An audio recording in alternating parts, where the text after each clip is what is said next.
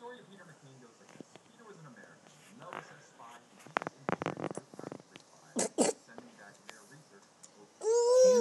you put more volume, please?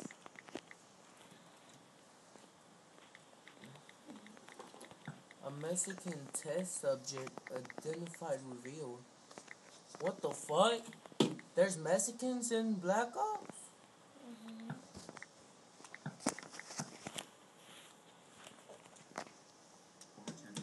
A ver, dame el control. Well, Group 935 started to get the wiser, and his colleagues became suspicious of his true allegiance, and the Americans realized that his position was compromised, so they introduced a team of Marines to get him out of the Brooklyn facility where he was working. Unfortunately, things didn't go as planned.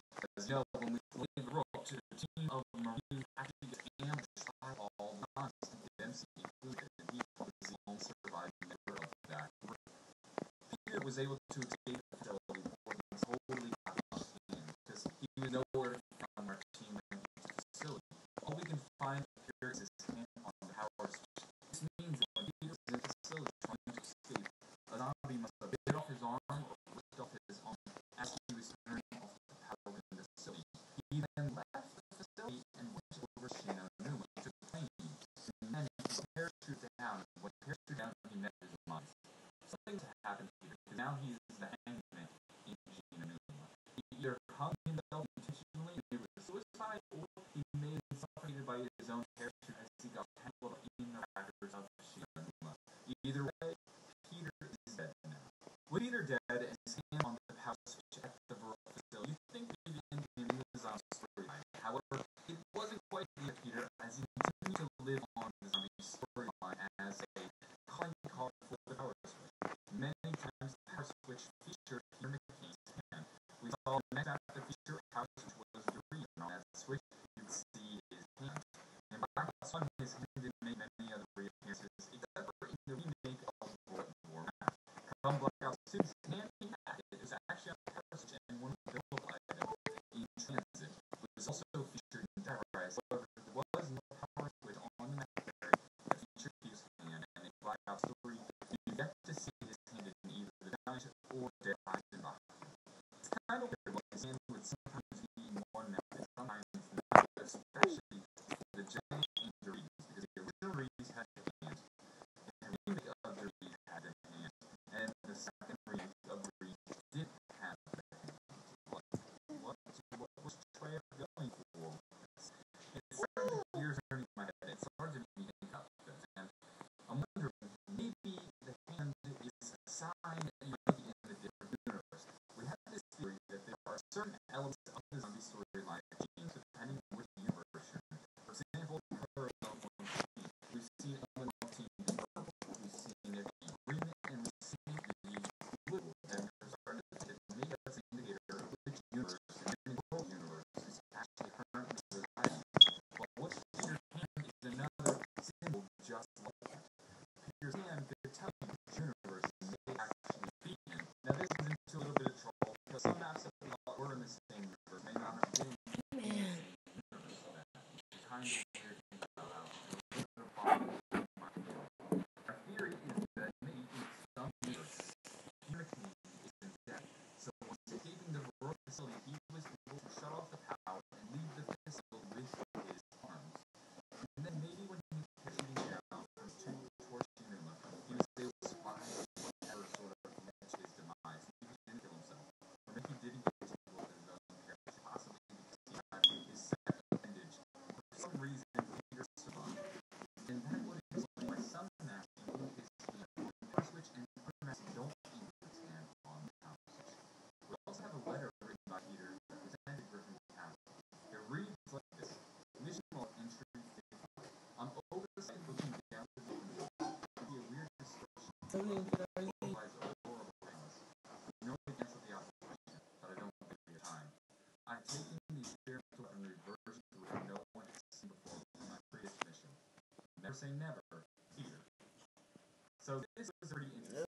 I don't know when Peter wrote this letter. It could have been when he was at the work facility, or when he was escaping the work facility. It could have been after he landed in Shino, if he was to survive his towards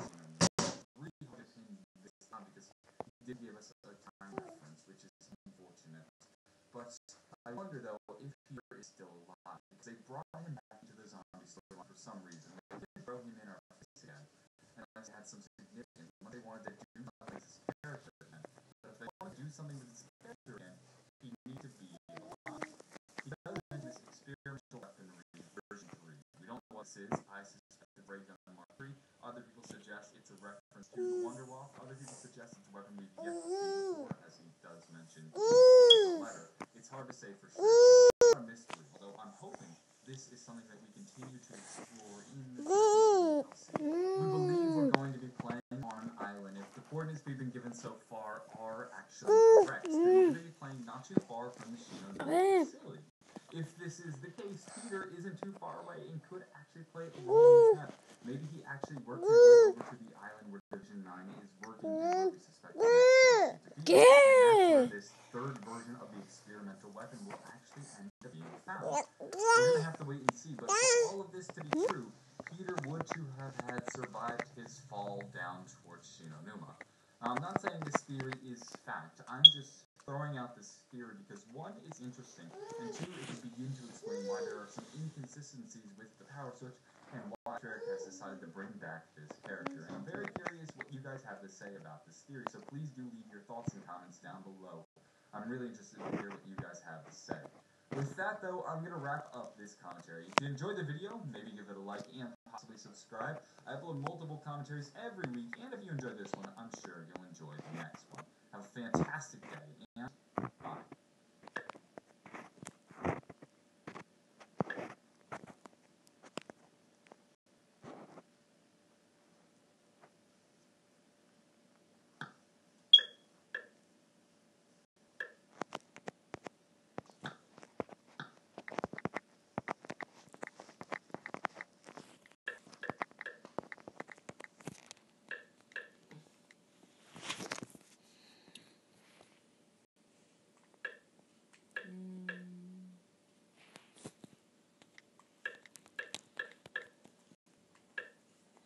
The Mexican subject.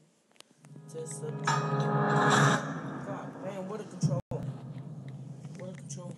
How are all of you lovely people doing today? My name is John, and welcome to another beautiful Zombies commentary. Today just might be one of the greatest days in the Zombies community. We finally have some answers to something that has been discussed hundreds of times within the Zombies community. I can't count the number of comments I have on this one subject. And no, I'm not talking about Banana Colada. I'm talking about the life of Pablo. However, this is not Kanye West's album we're talking about. This is Pablo, the Mexican test subject. We finally have an answer to who he is and how he fits into the storyline. This has been something that the bane to my channel, the bane to my existence. He became such a nuisance that I actually blocked him from my comment section. However, I am lifting that block just for today because we finally have some information. I thought you guys would be thrilled to know about this. It all begins with this Call of the Dead radio. Take a listen.